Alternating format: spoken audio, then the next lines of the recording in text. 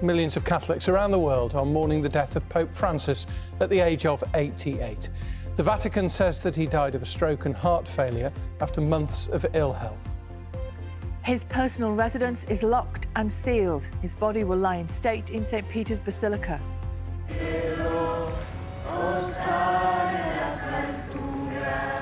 In Buenos Aires, where Pope Francis was born, crowds gathered to pray for him.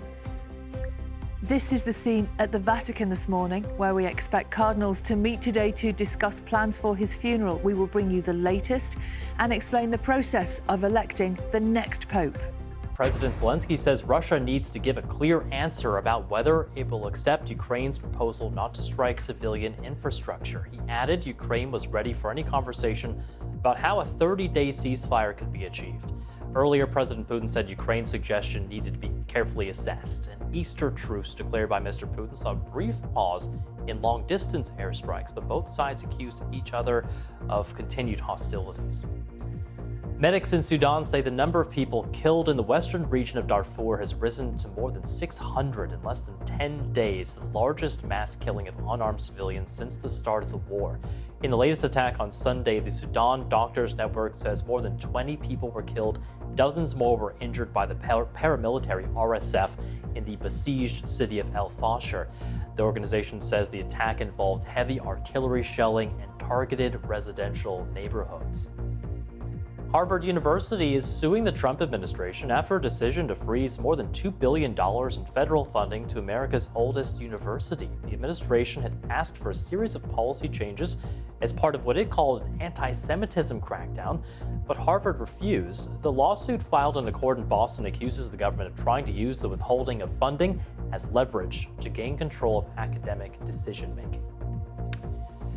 U.S. Vice President J.D. Vance met Indian Prime Minister Narendra Modi in New Delhi on Monday. The two are expected to discuss a trade deal that Mr. Modi hopes to secure within the 90-day pause on tariffs that were announced by President Trump last month.